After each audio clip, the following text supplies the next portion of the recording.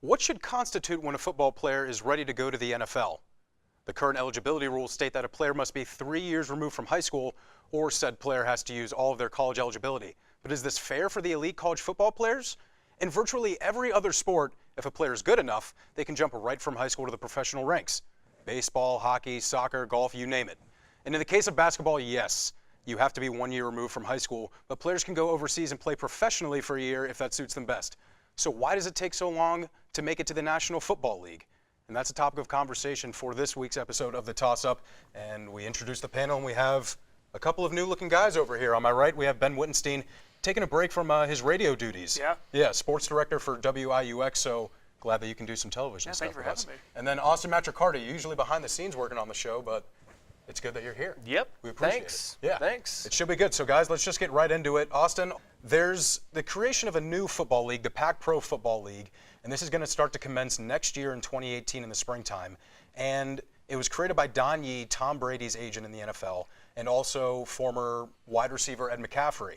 And this has brought up a lot of speculation because they're planning on paying players $50,000, a full salary, to choose their league over the NCAA. And this would give them pretty much the footing to get right into the NFL without having to take classes and go through that process. So, Ben, I'll ask you for this. Do you think that this is going to be a viable option and a potential rival to the NCAA? Ben, I want to talk about something you brought up. You talked about eligibility for the players. Will they be able to come back? And this is a big question that's going on with a lot of college coaches right now. Nick Saban, Urban Meyer, Brett Bielema. They've all talked about the fact that should players be allowed to come back to school if they go undrafted in the NCAA draft. And this is specifically for underclassmen that declare. If they still have eligibility remaining and they go undrafted, there's a chance that they just lose out on their whole football career. But some of these coaches feel that these players should come back. If you have eligibility remaining, do you think that the NFL should allow these players to return to the NCAA? I think it's very fair. If you're someone who has first-round NFL potential, like Christian McCaffrey, he was playing in the Sun Bowl. I couldn't even tell you who they were playing against.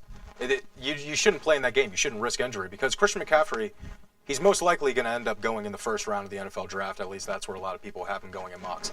If I'm him, if I'm Leonard Fournette, who sat out of the Who Cares Bowl to let LSU play whoever they played, I'm not going to do that because Fournette could go top 10. If you're a big-name player like that, you shouldn't be risking yourself in such a low-tier college bowl game. Now, if you're in the college playoff or if you're in a New Year's Six bowl game, then I think that you should be playing with your team. But if you're Leonard Fournette and Christian McCaffrey playing in bowl games that don't matter, then I think it's very fair that they should sit out those games. Yeah, and with Terry Moore at the helm, the Hoosiers are looking for a second consecutive trip to the Big Dance. Our Lydia Knoll was in Assembly Hall for the Thursday night match against Michigan. And going into the game against Michigan, the Hoosiers' record stood at 7-5 in conference play. They took on Northwestern this past weekend and got off to a strong start, holding the Wildcats to just 6 first-quarter points. Indiana took advantage of Northwestern's defensive errors, scoring 16 points off of turnovers, and they even crashed the offensive glass as well, putting in 19 second-chance points.